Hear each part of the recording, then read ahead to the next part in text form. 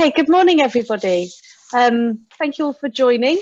So my name is Holly Sutton.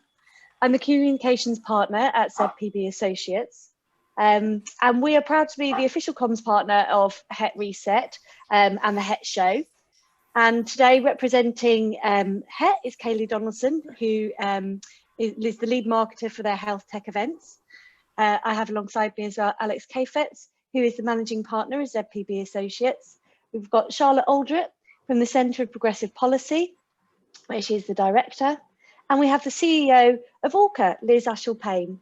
So we'll just kick off without any further introductions on sort of one of the key points of today's discussion, which is a question to Alex to start really. What are the opportunities to use data to really drive home a brand message in your 10 years of experience of working at ZPB, Alex? Thanks, Holly. Hello, everyone. I should say we've the Zoom is set default for microphones off and cameras off, but we do want this to be a little bit of a discussion, and there will be kind of opportunities for questions and stuff as we go. If people would like to turn their cameras on, you'd be very welcome to, but obviously whatever people feel comfortable.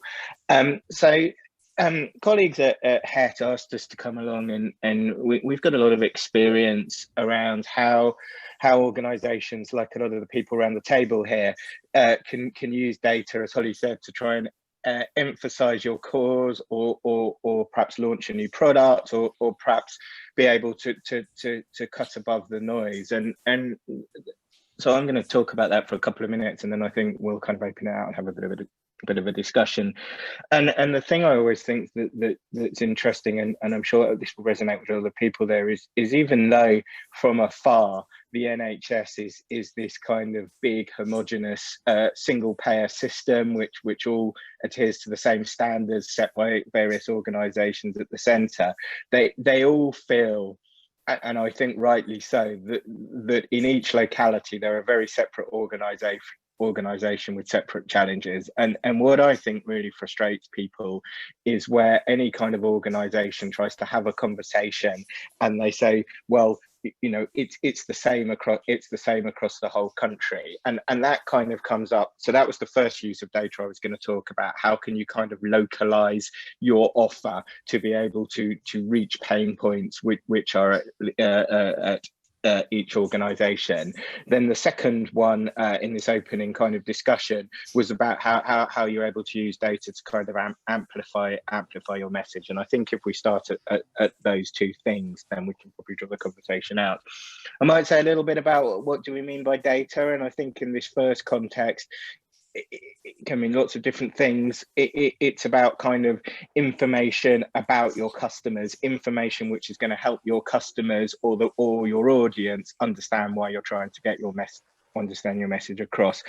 And again, we can go into that in some of the discussions, but something I think we're really lucky within the health and care system we work is just how much data is available. It's not very accessible, but it's available. So if you know your way around the NHS digital website, the Public Health England website, the Department for Education website, there are hundreds and hundreds, if not thousands, of data sets which you could utilize to try and have a conversation. And most of them are at a reasonable level of granularity. So NHS hospital level, NHS trust level, local authority level, clinical commissioning group level, that you could kind of take and utilize. And I was chatting just as part of some of the work we do at ZPB a few weeks ago to a chief information officer of a hospital in the north, and he was saying it's still astounding how people come and have conversations with him, and he doesn't feel that they understand the context in which his hospital is operating in. And that's the way in which you can go on any of those websites, he said, and you know, I can kind of help you navigate around that after the meeting if useful, and send some links across. But if you're going just to pick, it wasn't this hospital, but just to pick Rotherham Hospital, and it sounds really obvious, but download the packs. What do the Care Quality Commission think about them? What is their operational performance? What was their A&E doing in the days before COVID? And that's the way to start a conversation. It sounds almost obvious, but in our experience, this isn't what everyone's doing. So to use a really simple example, if you're trying to have a conversation about a new kind of app which might stop unplanned readmissions, have a look at how they compare in terms of their unplanned readmission rates, and have a look in terms of, you know, what's going on there. Are people being readmitted because the social care system isn't up to it? Are people being readmitted because there's some pharmacy problems and they're not being discharged with the right medication, and so on and so on? And that's the kind of conversations that people can build up. You can also, and again, this is something that we've worked on with people, take it a step further and try and target your market. So if people are thinking that they want to get a message across to hospitals, got roughly 120 NHS trusts in the country, give or take, it might mean you don't need to have a conversation with all 120. It might mean by combining different data sets, you can say, I'm just going to spend a lot of my resource and effort on these 40 because these are where I think that we could you know, they're most likely to want to have a conversation with us. That's where we could get our message across. So that's kind of the first thing about how to use data to build intelligence to be able to have a conversation.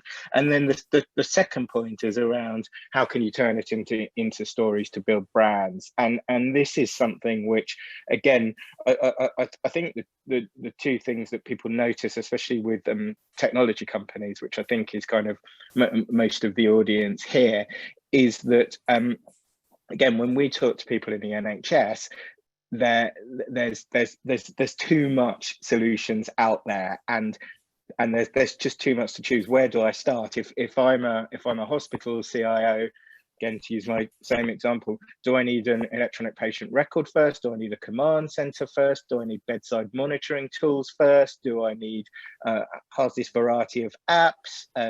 How can I make sure people's information is safe, etc., etc.? And if I'm in one of the new integrated care systems, what I think they tend to find is that they're thinking about a pathway, and most of a lot of people in technology companies are talking about a pain point that they might be able to solve. So if you're in an integrated care system, you're thinking, how can I improve the health for my frail elderly population? So you might map that out. What do I need to do? Well, I need to perhaps have some home monitoring. I need to perhaps have some falls prevention software. I need to perhaps think about how do I stop them getting urinary tract infections. I need to think about how can I make sure they're managing their insulin if they're also diabetic, and so on and so forth. And what the companies are trying to push is their pain point. So I do one of those individual things.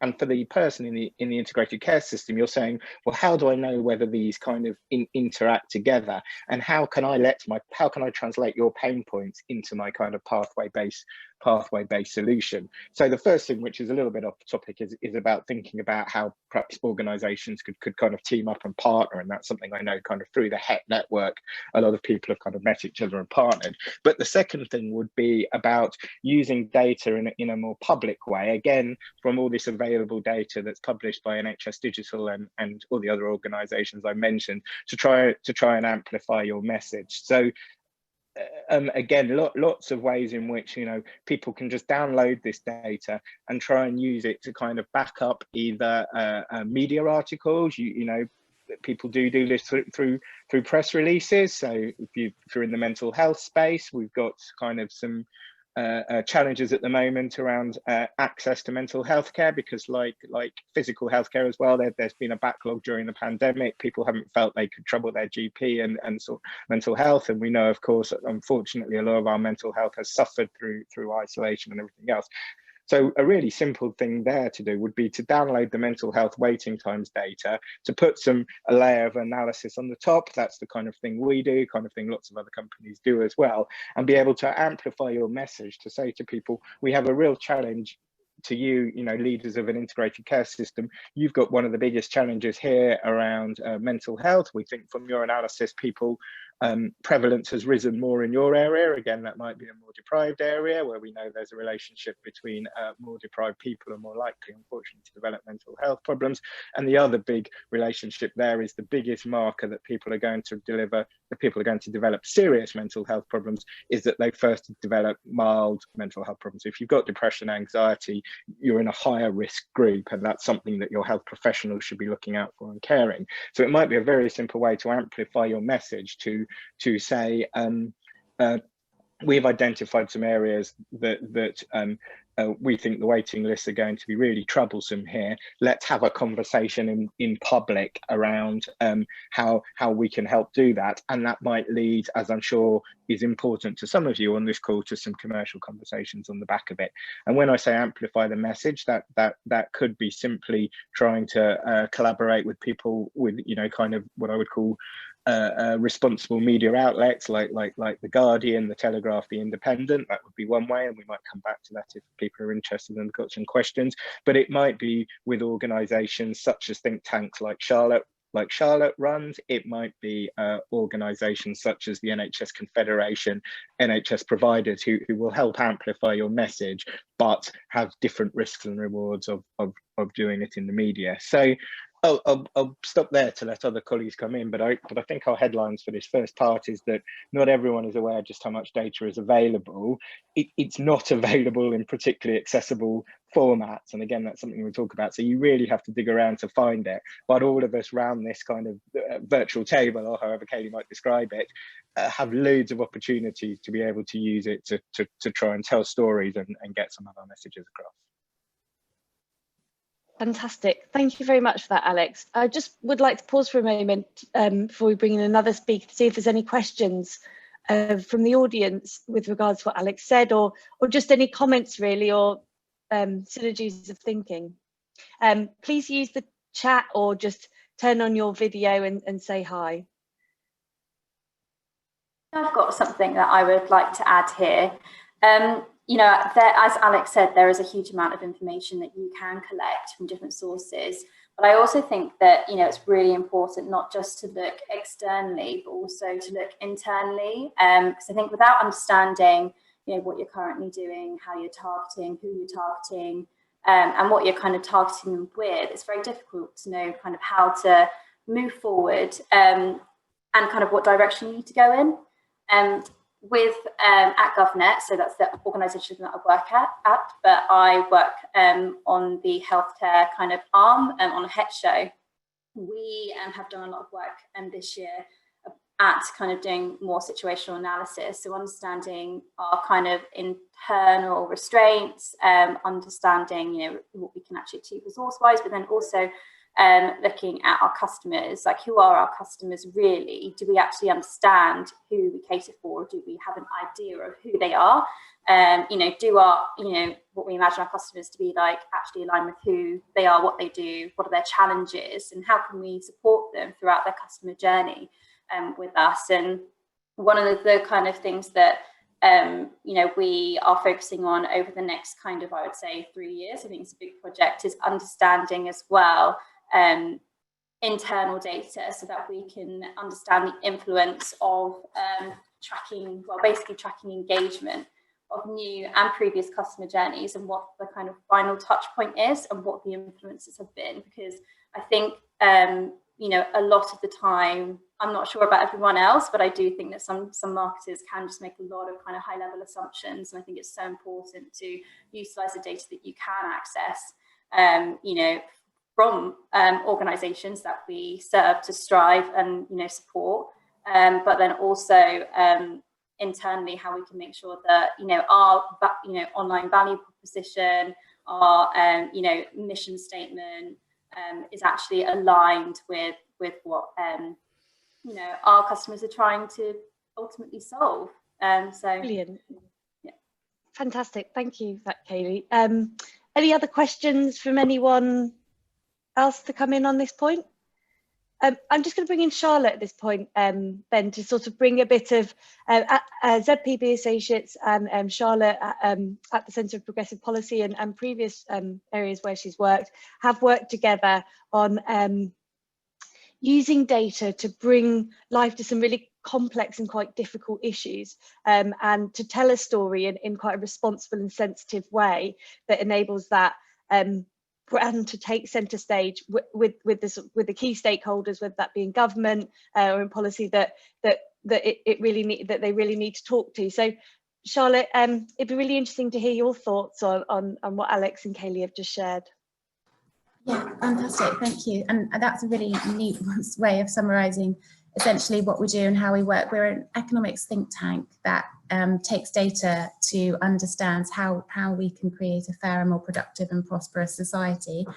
That includes the role of health, and especially population health. We ran an inquiry supported by ZPB looking at how we can think about health beyond healthcare and the role of place, and some of the things that Alex was talking about, the kind of localization of decision making and institutions, has been something that we've been working on.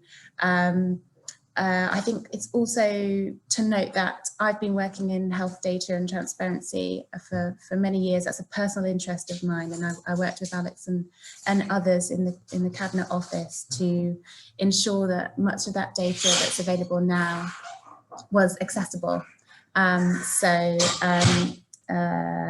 It's really inspiring for me to see it being used as it should. Just some of the projects that we've done include, for example, looking at serious mental illnesses and the extent to which people with SMI have access or not to physical health care. And that was an example where we were able to effectively partner with a media partner, in this instance the BBC, to really amplify our message at a national level, supported by some very neat looking graphics and some compelling narrative that was able to push forward not only a sort of strong reporting paper that kind of could get into the detail of some of this, but also then an online interactive tool that we developed to allow people to kind of drill down and engage with that data in an accessible way. And I think there is a kind of there is a space there on health tech to be making a sense of those data and bringing them together in a way that enables both patients and citizens or wider kind of consumers of health to really understand their place in the system. And that's something that really animates me. I was just thinking ahead of today, though, what the kind of contextual components might be as we come out of the kind of COVID crisis, or at least we hope we're looking to do that.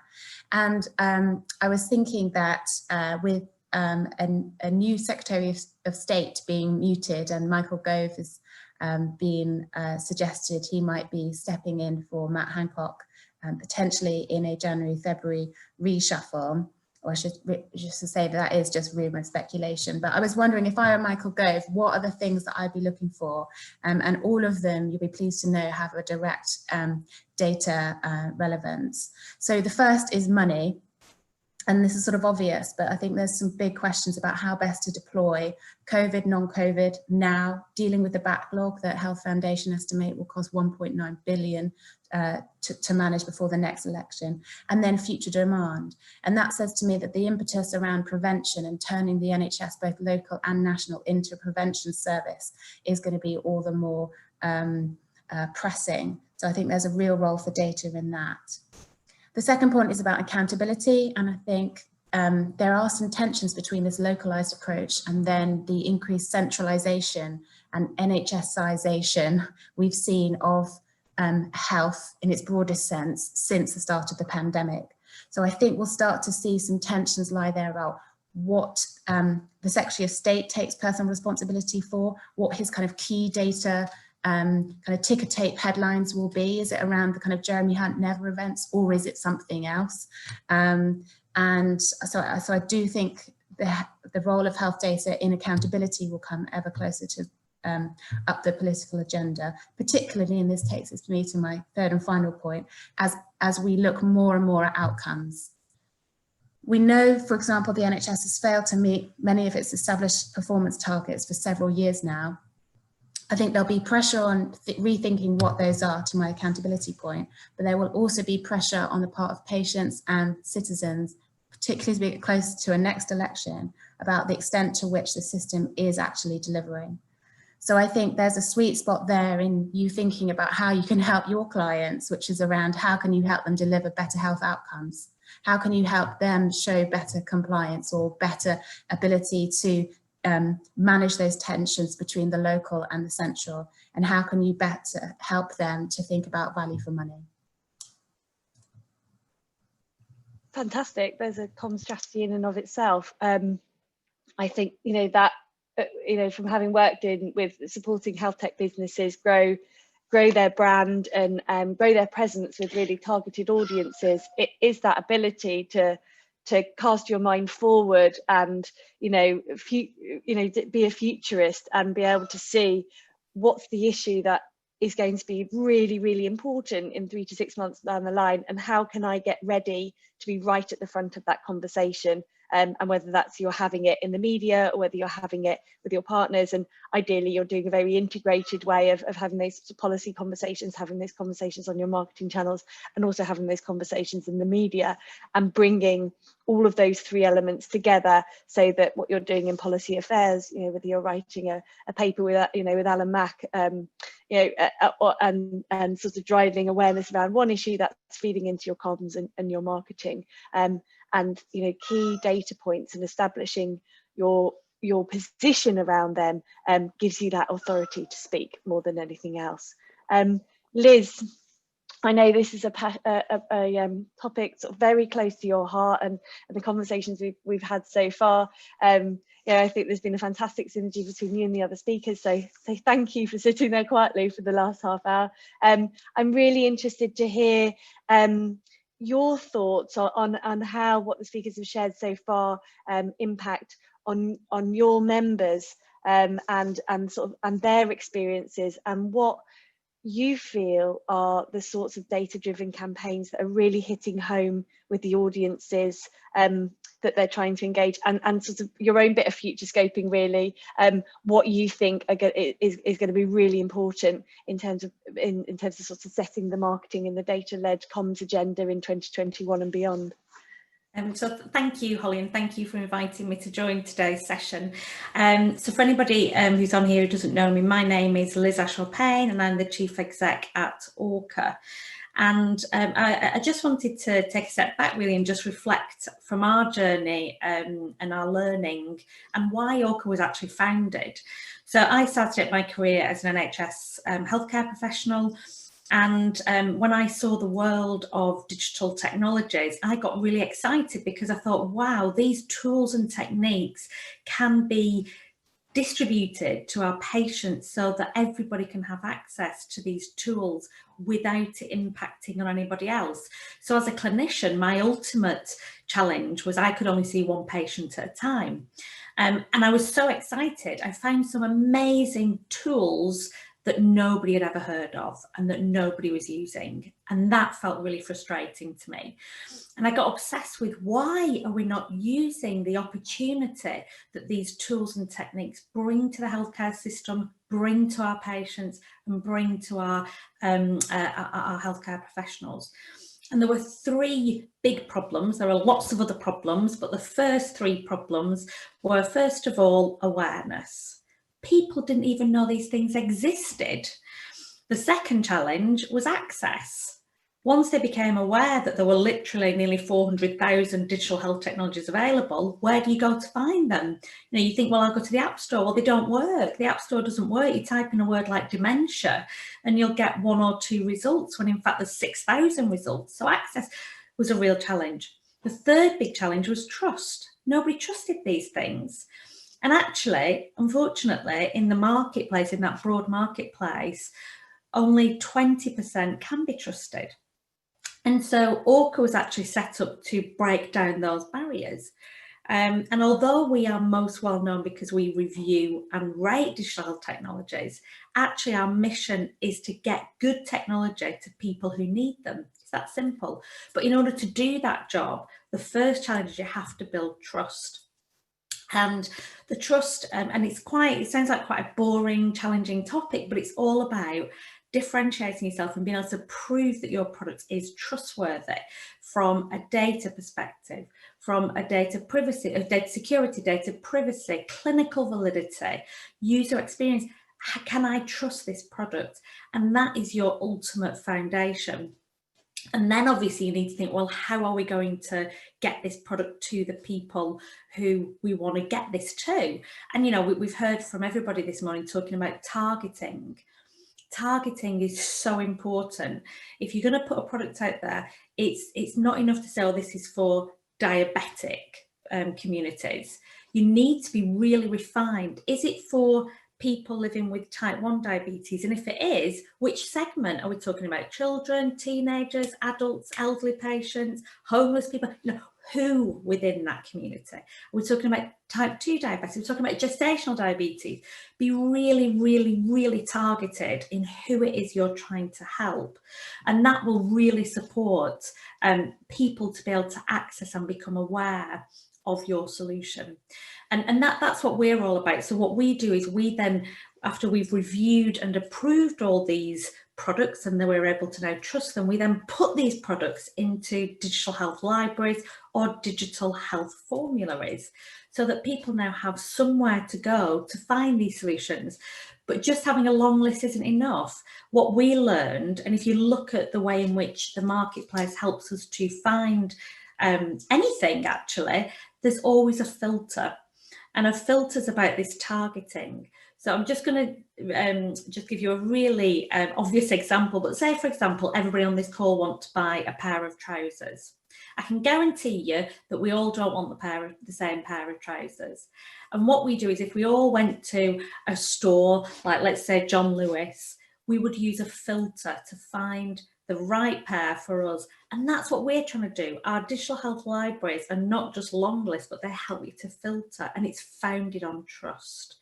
So I think that, you know, targeting is absolutely critical, and being laser sharp on your target, and then ensuring that your product can be trusted so that people, when they download it or use that product, they know that they're getting a safe product. Fantastic. Thank you very much, Liz. Just bringing that back to yourself, Alex. What do you think are the opportunities for brands to use data to really create that laser sharp focus that Liz was just talking about there? You know, how can you create that direction for brands when actually you've got such an amorphous needs within the system? So I think that's a good question. I think, and actually it leads on from something Liz has just said. I think one of the biggest opportunities is about how to make that data accessible to people. This government is not particularly interested in making data accessible. It's interested in making data available, but previous governments, the coalition especially, and maybe that's because that's when Charlotte was working in the cabinet office and other such evangelists, their idea about building big websites and all that kind of stuff. If you look at in education, in university sector, all the government is interested in doing is making the data accessible on say A-level results and how that might affect what university you get into.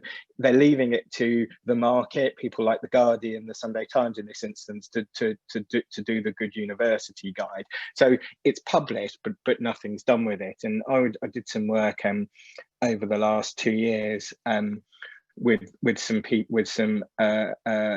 brave group of ladies actually who had been harmed by a breast surgeon in the West Midlands, and one of the things that this individual had been doing is he had been saying to people that had cancer, the waiting time in your local hospital is really high. If you find X £1,000 and come and see me in private practice, that's the best way for you to be for you to get your cancer operated on. Why he was doing that, I'm not sure, and that's a conversation for another day.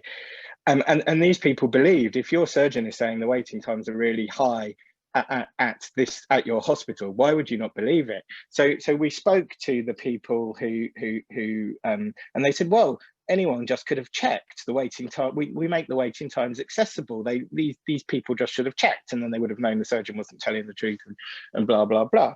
So we said, okay, so they're accessible. So we had a look, and they are accessible. The people are absolutely right, but it's on a spreadsheet in which you have to click show me the data, show me the data. You probably click 5 times, and then you have to download a spreadsheet, and then you have to kind of scroll on that spreadsheet, and then you're not sure because you're being, I'm making this up, so I don't want to go into the area. You're being treated at St Cynthia's Hospital, but but the data's for Doncaster NHS Trust, and so you're not really sure, and you're looking at a spreadsheet on an iPhone in a car with tears in your eyes because you've just been told you've got cancer and the NHS is going to let you down. So we, in the work I was doing, didn't really accept the evidence that those waiting times were made available, even though, as I say, it was accessible. Now, you might argue that's the job of government. There should be, you know, on the NHS app or whatever you might think,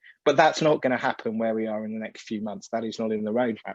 So slightly long answer to your question, Holly, but one of the things that we could all be doing as you know, industry, whether we're for profit, not for profit, whatever, is taking that data and making an app. So if I'm a woman with breast cancer, I can really easily kind of test out some of those things on waiting times. And you know, diabetes is another great area, hundreds of different areas that people could find a kind of niche in that respect and be able to kind of really add value to the market. And it's not particularly expensive to build an app in that way, and it will really get your brand out there.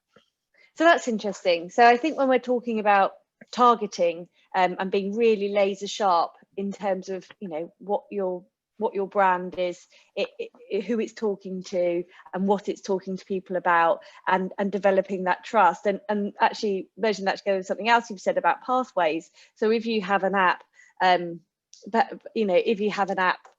or a technological solution perhaps where you are supporting people with their diabetes, you might actually, as part of your marketing plan, diversify what you're offering on that to also offer insight to some data on there.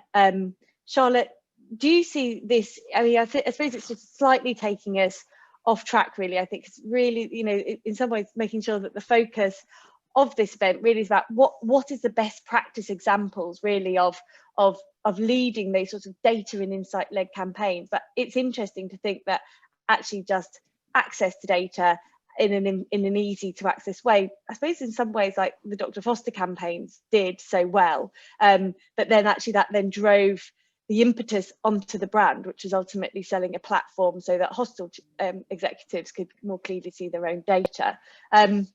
So to just bring all those sorts of points really back to this webinar, which is about, you know, those best practice examples and most effective and data insight led campaigns. Charlotte, do you have anything more to add in on that point there? Really, like, you know, what are the tools and techniques for our audiences if sort of transparency is an issue and looking like it's going to be more so in the years ahead? Yeah, I mean, so there's a lot of points that you made there, Holly, that, you know, where I could sort of unpack a little bit more. I think, you know, my interest in open data and making data much more accessible to drive increased public awareness around the types of issues that Alex is talking about. Actually, we've seen that the underlying business model of that approach is very challenging. So if you take the Dr. Foster approach, actually it was a segue into selling a slightly different product than the kind of public consuming which hospital's best for, you know, type approach. And in all the work I've done in open data, you kind of reach a point where you get to the same conclusion. And I think it's not to say that I've given up that there is, you know, commercialization of open data, and, you know, I'm not saying that, but data which is very much for kind of public accountability and choice, I think because that public information is such a public good, I think there are all sorts of ethical issues as well around how you enable people to access that, and I think it should be a right, and I think the government does have a responsibility, and I think this government should really step up. I think on the positives though, I think the degree to which data has been at the forefront of the public's understanding or parliamentary discussions around the legitimacy and efficacy of intervention designed to quash COVID has meant that I think we're coming out of this pandemic in a much different kind of data environment than we went into it. So if I go on the BBC website, as I often do, I can type in my postcode and see the prevalence of COVID-19 where I live. I think playing on more of those tools to then have an engaged and informing conversation with a group of patients, be that local or national or whatever, and thinking that as a route to customers, either on the kind of NHS side and the provider side or the regulator side or whatever it might be, or maybe even the patients themselves, but thinking about that data analytics for me as a way in, I think is probably one of the most fruitful avenues to pursue. And one of the things that we were talking when Liz and I spoke last week was around how the NHS relies upon people coming to its door. And we know that presentation rates have decreased significantly. GP referral rates have, really plummeted. There is going to need to be a way of, if we're not going to increase the size of the backlog and if we're going to get on top of health and prevention, we need to help actually reach. I think data analytics is going to be absolutely at the forefront of that. And if Tesco can do it when they move into it, set up a new store in Rotherhithe and know who their local population and people are, and to ask the questions as to if people are not coming in the store, why. I think the NHS needs to be thinking much more differently about its role in the community and the extent to which it tackles some of these problems and head on, and problems that they might not necessarily define as being of the NHS. And that's the work that we do at CPP, thinking about how we integrate health in a much broader social economic policy setting.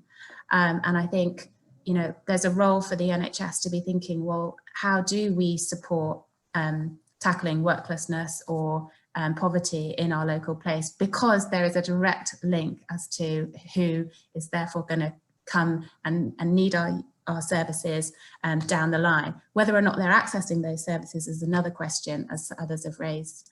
But I think I think that the NHS can be much cleverer, and definitely there's a huge role for health tech, health data to help them to do that.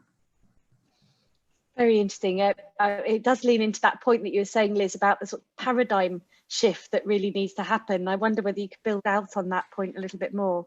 Yeah, I mean, absolutely. So if we think about the NHS, what we do is we help people who are not well. So we're an illness service, and we help people who have a health need.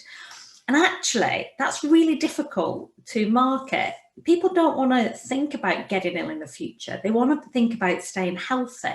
And the reason we know that is because look at amazing brands, gyms, beauty products. It's all about staying and looking healthy and as good as you possibly can.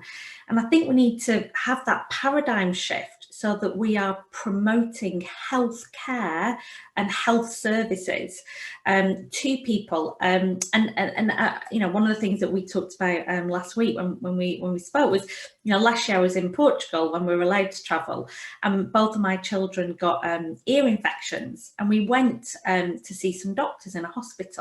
But it wasn't called a hospital, it was called a health hotel. I couldn't believe it. I took a picture, I tweeted it. I was like, wow, this is phenomenal. You walk into the hospital and you know that the point of being there is to get healthy. And I thought, wow, what an amazing paradigm shift. And if you have to stay in, you're staying in there to get healthy. And I think, having that paradigm shift is really important. And then I think, just to really go back to this targeting, when we work with NHS systems and we're creating them activation methodologies to activate certain populations, obviously as a healthcare system you want to help as many people as you possibly can, but starting with everybody doesn't work. Nobody will use it. And so when we're creating digital health libraries at that local level, we say be as refined as you possibly can. So are we helping children with mental health conditions? Are we helping new mums? You know, who is it? And then what we do is we create a whole marketing and communications campaign to wrap around that target audience. And I'm going to give you a couple of examples. With the children, where are children? They're in schools. They're not in GP surgeries. So let's not market services to children in a GP surgery. Let's market it in schools and on Snapchat or wherever else there seem to be. New mums, I'm a mum. What social media do I use? I use Facebook. All my friends use Facebook. That's where I get information about school and etc. So if you're going to target people in my demographic, target me there. And you can grow out from that focus. So yes, start with new mums, then expand it to all women, then expand it to all adults, then expand it to everybody. And I think if we just reflect back, just one more example to some big brands, and I'm going to use Facebook as an example. So Facebook started with 1 year in one university. They then grew to a university, then grew to a number of universities, and then grew to everybody, but they were very targeted. Now, where did Facebook go wrong? They went wrong when the trust was broken. Cambridge Analytica, that was the whole break. And actually, that's a real challenge for their brand. And I think that trust is something we all have to think about. And it's not just trust of the brand, it's trust of the individuals that are working within that brand. And that is what will hold your brand over time. Absolutely. And certainly when you're using data, and whether that's data that you sort of sought in the NHS, or whether that's your own internal data about how people might be using your service, there's a real opportunity there to not just create, to create the wrong type of brand awareness. So to sort of, and to be seen to, in some ways, perhaps maybe entrench those chasms of inequality that that actually are starting to show up after the pandemic. Yeah. So can I just share with you one example? Sorry to jump in, but it just reminded me of an example. We were working across Lancashire and South Cumbria, and they had their digital health library. And what we did is we used Facebook and we promoted a number of messages across Facebook, and you're able to track to see who's responding to those messages. It was fascinating. So what we saw was, for the mental health campaign, it was men aged between 18 and 25 who were clicking on that campaign. Now that directly correlates with, unfortunately, people turning up at acute services at point of crisis. We also saw the most people who were clicking through on the asthma campaign were young men. Again, when you look at the data from a healthcare perspective, they're the people who are turning up at point of crisis with asthma related issues, etc. And I think, what we did was we used that as real evidence to prove who will respond to what campaigns about what health needs or about what health offerings we have. And I think that it's not a case of you have to have all the answers before you start. You can generate more data over time, but make sure you're clear about what question you're asking in the first place.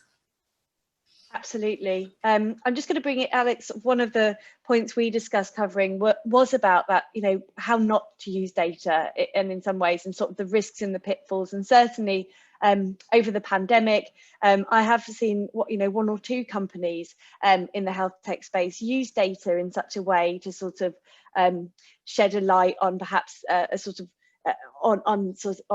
perhaps what the gap in cancer treatments might be, and what the fallout of that could be. And actually that's all, or to sort of almost sort of pour oil on a fire that's already there. And that really hasn't worked in a way that actually it hasn't worked even more so than it, that now that we're in a pandemic. And I think the tonality of how we need to communicate with data has shifted, and there needs to be an increased level of sensitivity to the current mood. And Alex, I wonder whether you could sort of, and Charlotte, really, I'm sure all of you have points on this, sort of come in on that and share really sort of what not to do and how to be careful.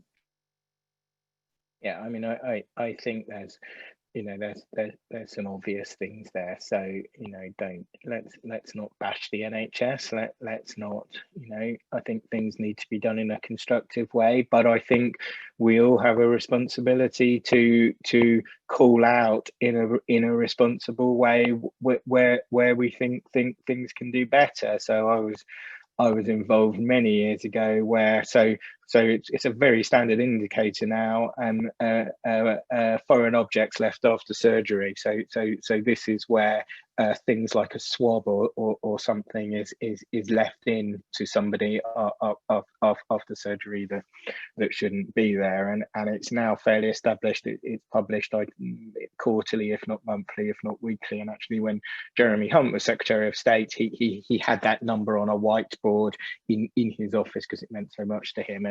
And I was involved in the first time that was published in this country, and it you know, we did it in a way I hope was responsible enough. So I think, you know, anyone that's creating a headline which says, oh, the NHS is really terrible, or the social care system's totally broken, is don't sensationalize it, and don't do something which is going to just cause animosity.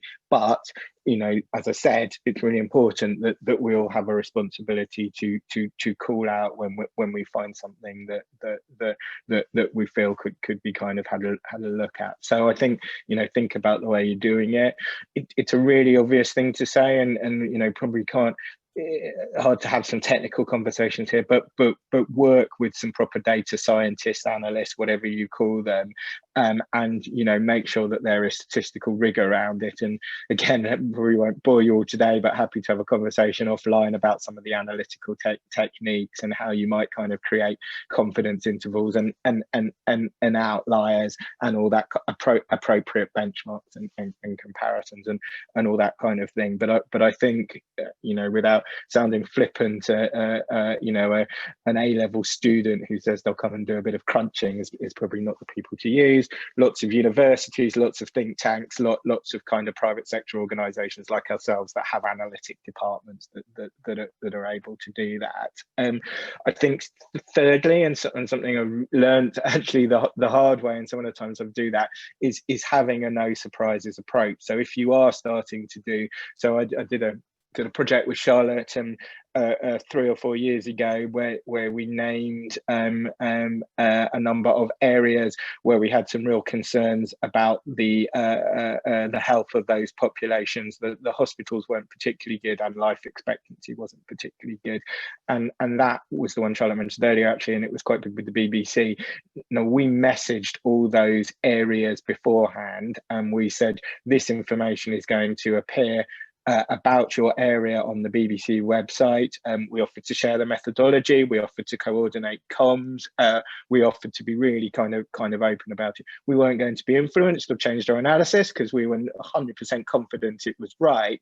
And some of them, you know, said some pretty rude words to us, and some of them worked with us, and so we could help coordinate. But if you are going to, and I think this was one of the analysis you mentioned in your question, Holly, I think if you are going to run some kind of analysis that's going to get a lot of coverage and is going to criticize individual areas of the country or organizations, then let them know, you know, if you're going to say, and pick a hospital off the top of my head, you know, we think the Royal Free is the least safe hospital in the country, and I wouldn't recommend a campaign for that, but just a very simple example, you're going to have to pick up the phone to the Royal Free press office and let them know and have that difficult conversation. And where that's done well, that's done really well. You know, Stafford Hospital would be the big one, where lots of people from patient groups to universities were publishing data saying they had some concerns about Stafford, and if you read the inquiry, the problem was the hospital just paid another university to rubbish the first university, which wasn't the way to do it.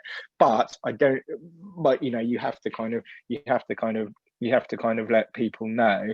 And yeah, probably stop there, but I think, you know, do it responsibly, don't be sensational, be kind of open. Oh, and the other kind of final thing is, I'd say, publish your methodology, publish your data, and have it available for scrutiny, because it might be that Charlotte's team, as fantastic as they are, you know, are measuring how much local authorities can improve the health of the population, and as Charlotte's team often do, say these are the local authorities that you know might need to up their game, but they publish their methodology, and then if someone else comes along and say here's an even better way of doing it, well then you know you can iterate and make it better. It's where people are closed that it becomes a bit kind of confrontational.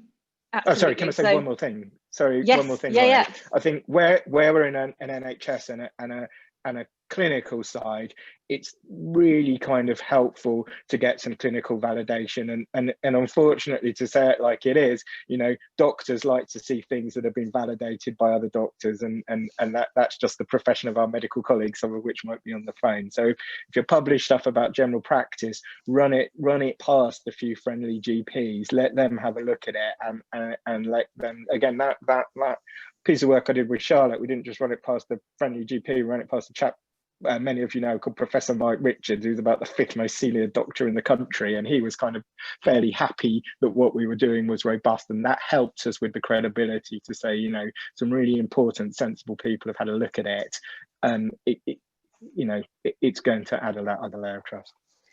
Fantastic, some really crucial points there, Alex. So just to recap, use experts, use people who have some serious qualifications in data analytics, particularly in healthcare, and can understand the way around it. Be open, do it as a learning exercise always, and be open to iterating. Share your information in advance, no surprises, and use credible peer influencers to the audience that you're trying to reach out to. Smashing. Charlotte, anything to add there? Well, Alex has stolen all my points, but they're all beautifully made, so thank you, Alex. But no, just to add in a couple of extra things. I mean, we're a data-driven think tank. We also work in the field of economics. So, you know, economic forecasting is forever known as getting it wrong. And I think actually it just reminds me, one of the things that I think we've learned during this pandemic is to be very clear when you are making forecasts, when you're making predictions, whether you are setting out scenarios, whether you've done modelling, and to be really, really clear, because that 4,000 deaths a day figure that got spouted around, the 50,000 cases a day, you know, I think that's when government really lost its way, if it hadn't already, on the comms and the use of data during this crisis. It didn't need to go there, and I think it was a mistake. And you know, we do quite a lot of kind of scenario-based, assumptions-based modelling, and you have to be super clear about what you're setting out. And yeah, the methods document is a huge part of that. An advisory board or an ethics board, or you know, whatever else it might be, a particular sort of separate analytics a subgroup to your advisory board. All of these things help to make sure that you're catching out, you know, you're catching things that might catch you out, rather than just, you know, who's at the bottom of your list or what have you. And I think the key takeaway is, you know, you can do a sensationalist one-hit wonder and get great coverage in the press, but if you're planning to come back again, you know, credibility is your currency, and that is so important when you're looking at data, because if a journo is coming to you and wants that stat, they want to know that they're putting something credible, that they're running a credible story. And I had another point, but which might come back to me, Holly. Okay, fantastic. Charlotte, you remind me there of, you know, when you are as an organisation able to talk really credibly about healthcare data and bring an insight into it that drives a fresh understanding of fairly complicated issues, you know, you will have journalists come and ask for briefings and continue to, you know, send 5 BBC reporters to the briefing that you open. You know, I think often we sort of talk about journalists just being too swamped or having too many stories, but once you have built that credibility, once you do all those elements that Alex said, you know, that you are open, that you share information, that you don't use surprises, so that actually what you're having is what you're having through the data is a conversation, not a broadcast. You know, you will suddenly elevate your brand in such a way that you are able to differentiate yourself in what within health tech is an incredibly noisy space of lots of people fighting over different different issues, you know, offering fairly similar things in slightly different ways. So I just think getting, you know, you just see that magic of a company sort of rise up and really be able to communicate in a really quite sophisticated way. That's brilliant. And what you've just reminded me is something that's really prosaic that sits underneath that magic is don't underestimate the time it takes to data check, to go through before you hit print or every single row of data. Sounds like definitely one with the eye for detail. Liz, some really interesting points there. I just wondered whether you had any thoughts to come in on. Yeah, so I mean, there were two things that really stood out as you were talking then, and one is this idea of complete transparency, and I think we have to be completely transparent. You know, we talk about open source data, and we know that some organisations have open source data and some don't, and I think that the reason that's very high profile is because we need to engender transparency, which engenders trust, and we keep coming back to this point about trust. And there were just two things that I wanted to say on trust. One is it takes years and years to build trust and credibility, and it takes a second to lose it. So it's not something you do once, it's something that has to be embedded into everything that you do as an organisation and every individual that's within that organisation. So for us at ORCHA, we recruit on our 4 key values, one of which, the top one, is trust.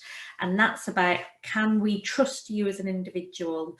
Because, you know, as colleagues, but also we want to be able to be trusted. So it's about making sure that individuals are also able to live by those principles. And also we talked about partnering, and Alex made some really good points. You know, whoever you're going to partner with, make sure that they're trustworthy. Again, you can have your trust and credibility smashed by partnering with the wrong organisations. And you know, for us, one of our second values is collaboration. We love to collaborate. However, we are very careful about who we collaborate with, and we have very clear structures and lessons learned about who we partner with and why, for all the reasons we've discussed. And it's something that has to be fed and watered over time, because that's the third thing. This world of data and opportunity that data presents is growing all the time. We didn't know 5 years ago what we know now, and it'll be the same in 5 years' time. So it's something that we have to keep revisiting. So with the rise of AI, what does that mean for transparency, trust? You know, let's really think through carefully. Fascinating. And I think that, you know, that taking that element of trust and you know, rolling it into this discussion, which was sort of very neatly packed around what does comms and, you know, data-led comms look like in a, you know, in 2021, and, you know, given the stresses that have been on the system during COVID, I just think those, you know, lessons learned when you look at the countries now that have come out of COVID in a more positive way, they've had open boards, you know, all the data that they're looking at has been open to scrutiny, you know, and talk about the way that New Zealand have been led versus the UK. And, you know, I think there's some interesting lessons there that I think will become a lot clearer in retrospect. Now, we did say that we really wanted to make this sort of an open, chatty conversation with lots of questions from people who are here. And I've prompted people to share some questions in the chat.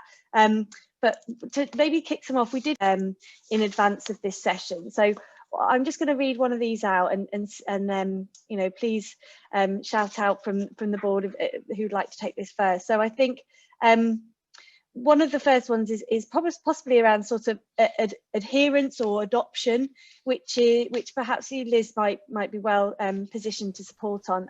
One of the questions is, does the panel have any tips to overcome common barriers to user digital health tool adoption?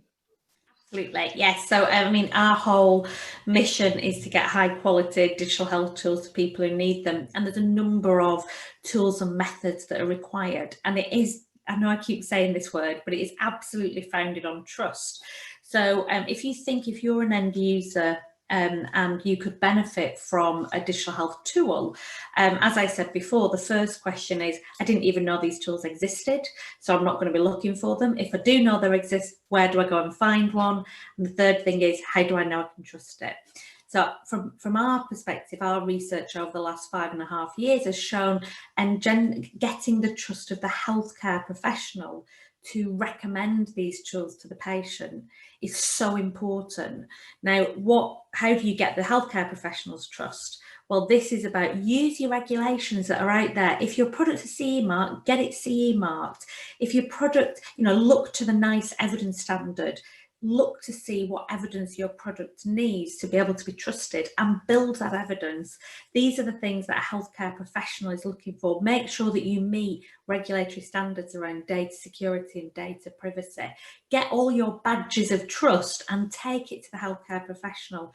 Because what we found is that if healthcare professionals recommend tools to patients, there is a 10 times increase in the number of people who will download it as a consequence.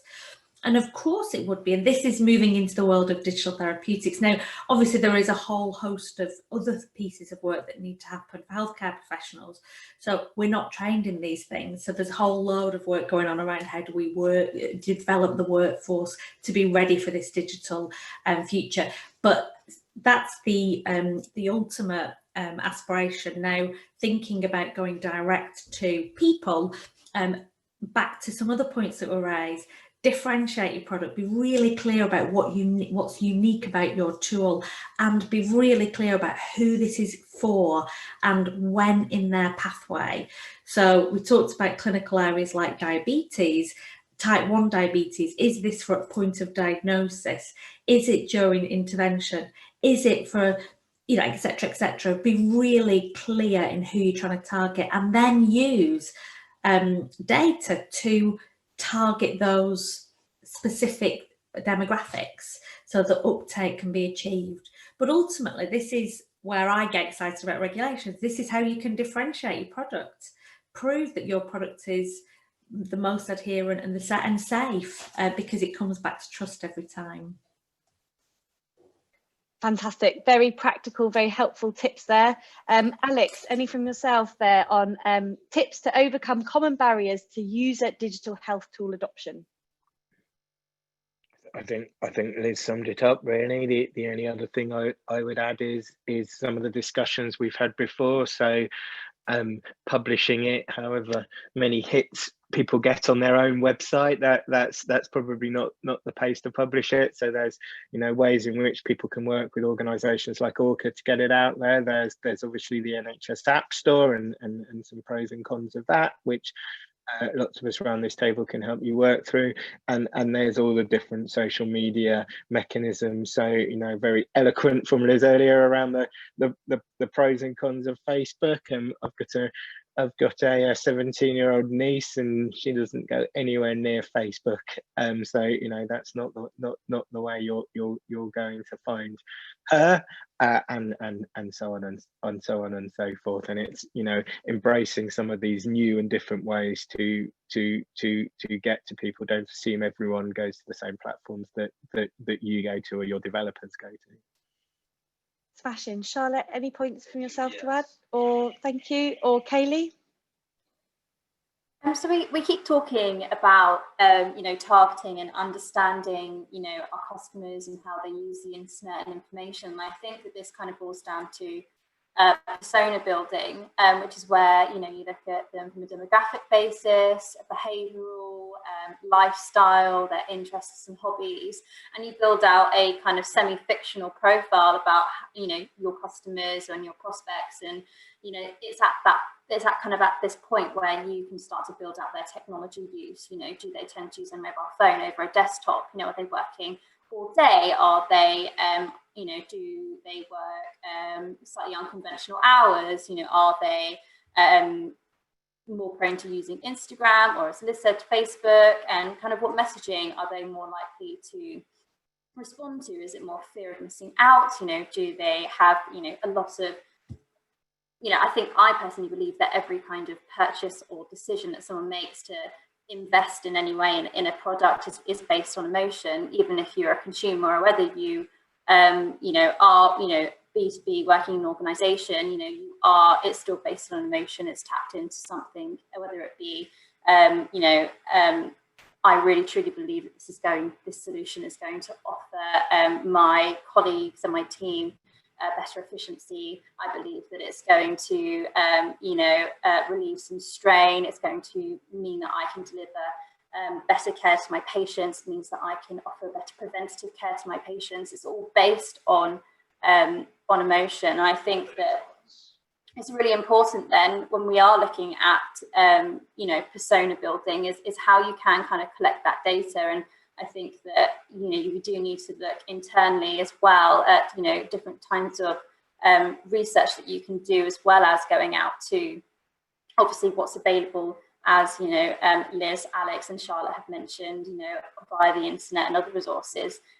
So at HETT, we have done is we've kind of repurposed a lot of our you know, data capture forms. We've also run surveys in conjunction with some of the thought leaders, including Sutton, BCS, and Royal Society of Medicine, and produced informational infographics based on the challenges that our kind of personas that we would target are facing, and how, you know, we can help them overcome those challenges. So I think that it's important to not collect data just because you can, because it can be very overwhelming.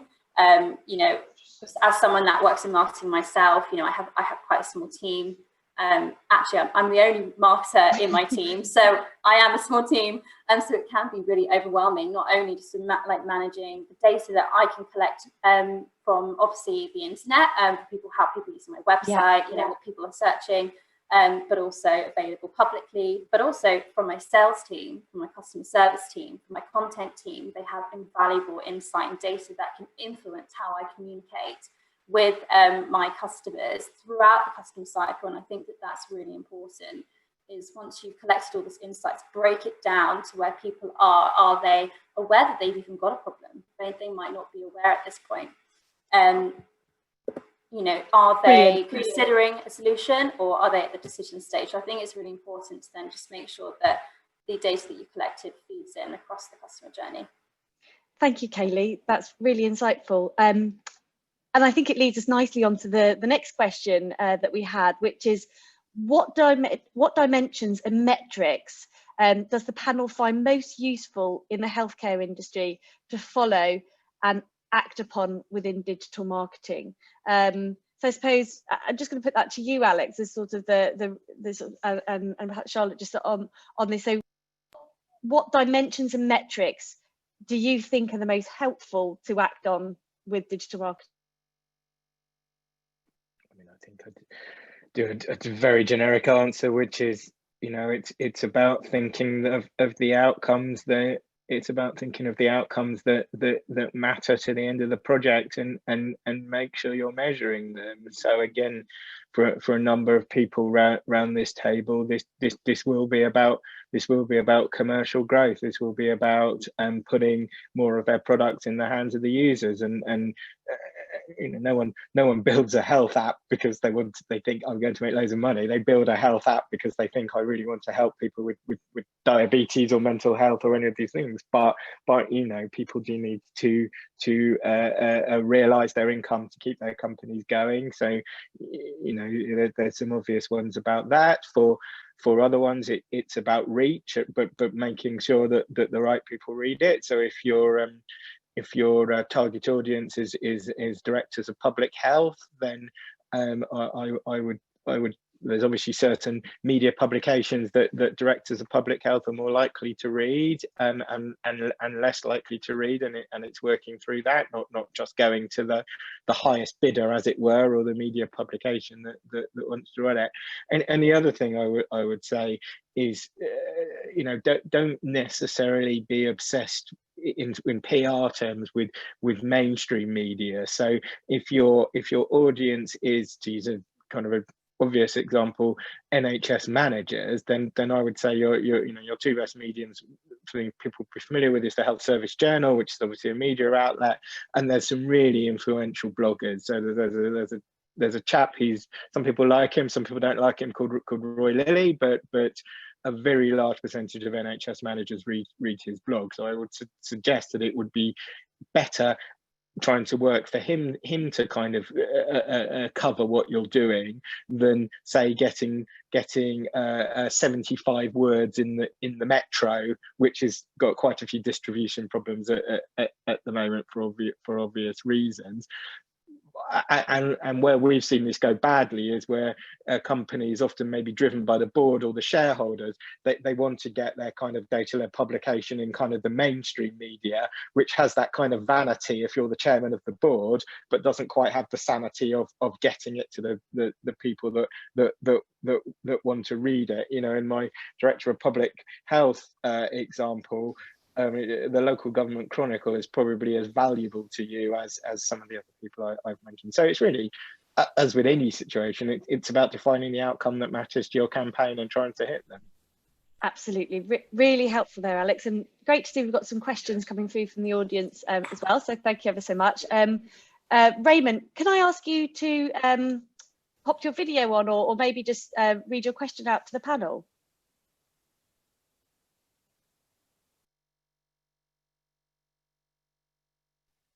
Okay, or if not, I'll just read it. Sorry. I'll just read. Yeah. Oh, there you go. Thank you, Raymond. Yeah. Morning. My name is Raymond. I work within the NHS on the cancer dataset area. I mean, powerful. I've noticed. It's been a very educative day. Definitely. Thanks to the different feedback and overview. The question I had was with regards to the COVID test site at the moment. I mean, basically, the logic there is that we're trying to engage more with regards to the public on using the applications. But when you end up having things like alpha testing on the system, what kind of confidence are you giving to the public when the definition there doesn't actually balance out with the actual definition on software itself? Because basically, from our own overview, alpha testing is basically for internal assessment and quality. Even beta means that there is still bugs on the system.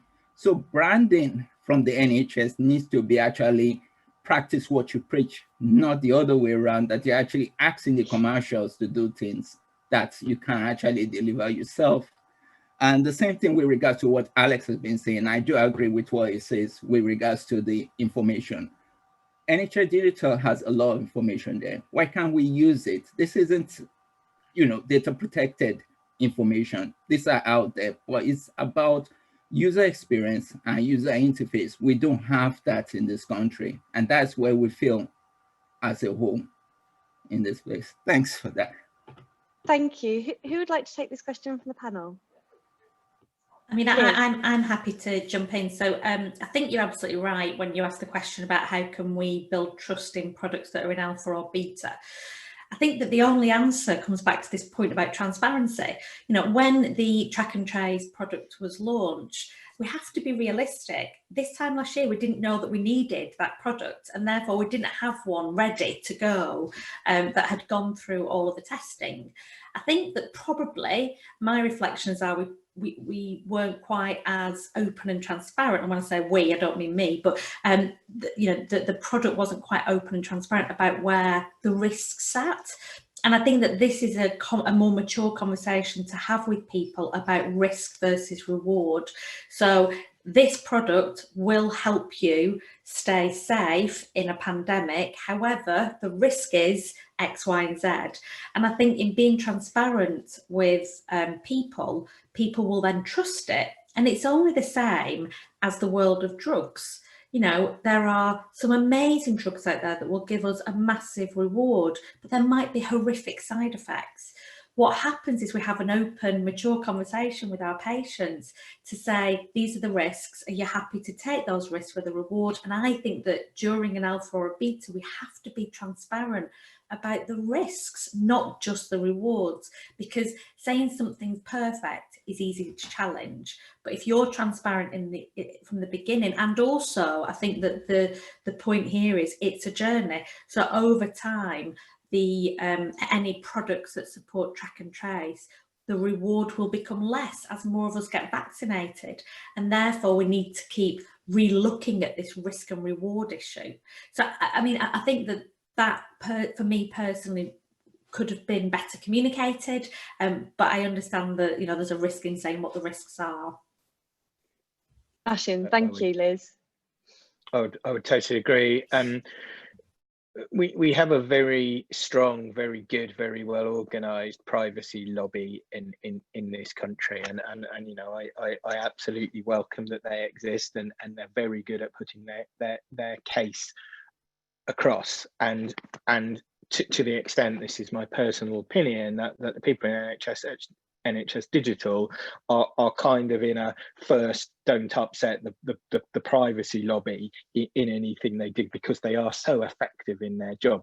What we don't have is kind of a counter argument organised in the same way. And I think, you know, again, a conversation for another day, that's because it's very easy to coalesce against something that is data privacy. It's quite hard to coalesce against something that isn't, which would be the opposite to that.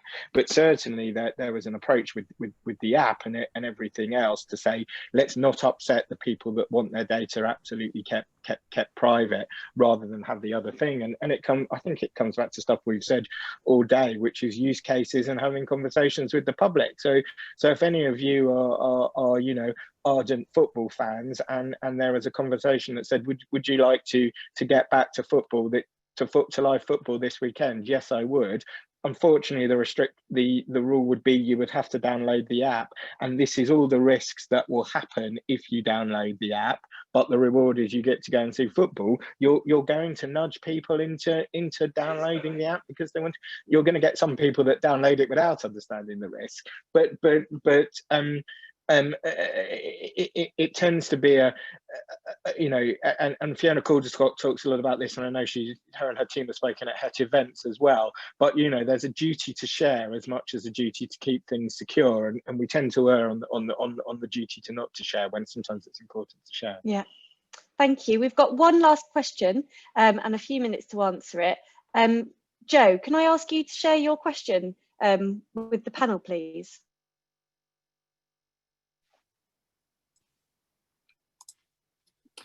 Hi everybody, sorry, I actually just dropped off my internet connection, so I've only just back. But my question was kind of a sum up really, in the sense that what are we still missing in order to really fully realise the opportunity of data-driven comms? So if you could boil it down to a couple of things, what would you say the job is in front of us that we still need to do?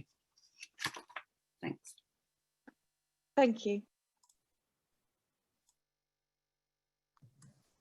I can have a quick go, if that's okay, Holly.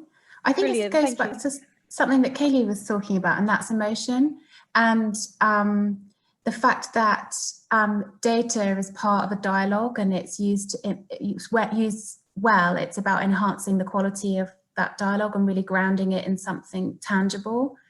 But to forget that it's part of an emotive conversation is where I think, you know, I mentioned the 4,000 deaths a day figure. I think that's when we go awry.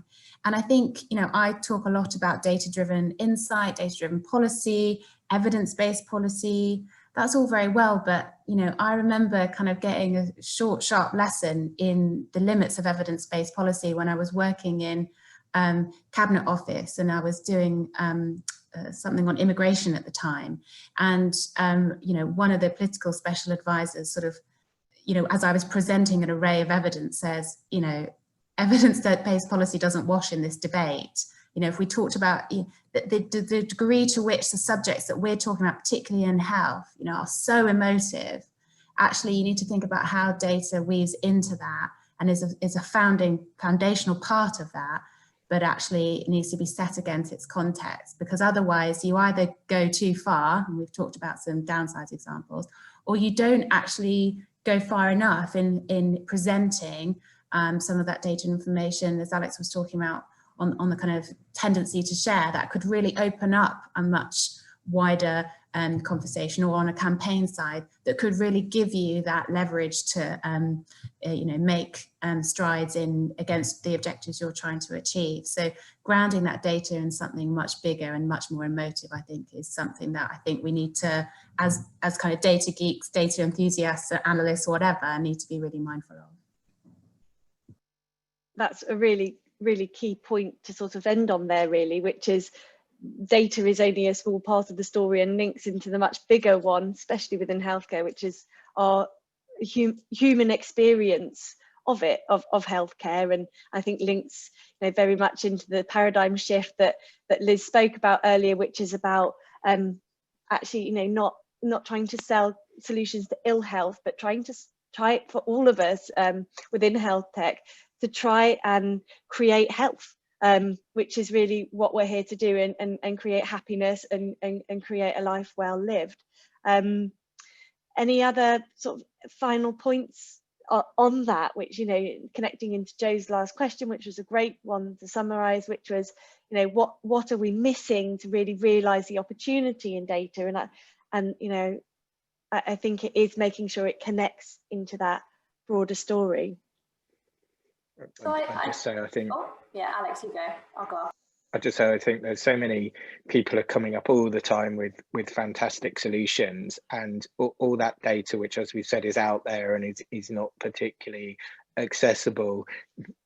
The answer is in there to push your solutions, and you can use that to really amplify your message. So, why are people with anxiety, depression more likely to get cancer? Why are there, thousands of people who are at risk of diabetes from vulnerable groups and still don't know they're at risk? Why are there communities that go to A&E unnecessarily because they don't trust or feel general practice is the right way for them? And everyone around this table and the whole community are coming up with these solutions, and the answer is in all these data sets, and if they can surface it will just get their solution out there a lot quicker. Fantastic. Any closing thoughts, Liz? Sorry, I couldn't find my unmute button. So I think, just on the point about what's missing, I think one of the things is something we've touched on, but I think that's going to become more prevalent over time. And this is about a further partnering and collaboration and sharing of data, and really seeing it from the end user's point of view. And I suppose that, I probably would do this because I'm a clinician, but I like to bring it right back to how I experience health for myself. So I shared with you last week that I live with type 1 diabetes. The thing for me that drives me mad is my data is all over the place. So I've got my clinical data in the NHS, then I've got a number of different digital health technologies that I use, one to monitor my blood sugar, one to monitor my diet, one to monitor my fitness, one to monitor my sleep. Actually, what I want is a dashboard of data.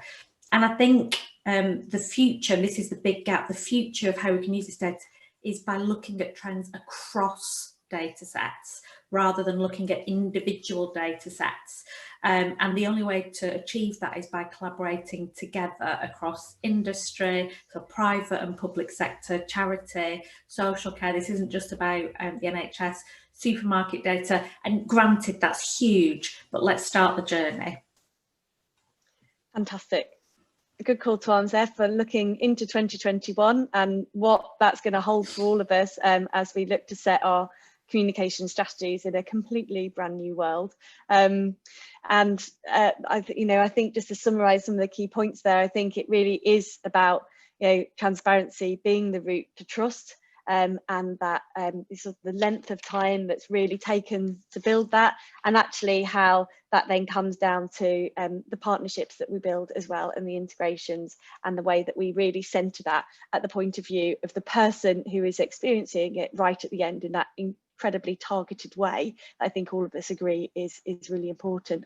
I'd like to thank our panel here today: Caylee from HETT, Alex from ZPB, Liz from ORCHA and Charlotte from the Centre of Progressive Policy. There's going to be an email that will come round shortly afterwards, which will give all of our emails, and all of us are here to engage you with the subjects that we're really passionate about and to carry on those conversations afterwards as much as we can. So please look us up on LinkedIn, drop us an email, and let us continue to geek out really about data and how it can be used well, responsibly, and to drive those productive partnerships in healthcare that we're all here to do. So thank you so much for your questions. Thank you so much for turning up, and I look forward to carrying on these conversations in another way. Thank you.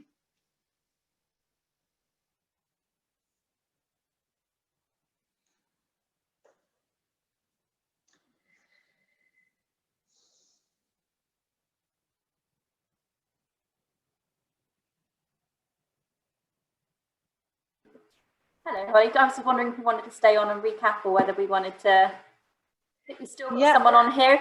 We've still got someone on here who. Got any additional questions? No. Okay. There we go. Brilliant. Just me and you. Brilliant. I'm going to just pause recording now. Let's stop recording. Do you want to stop recording?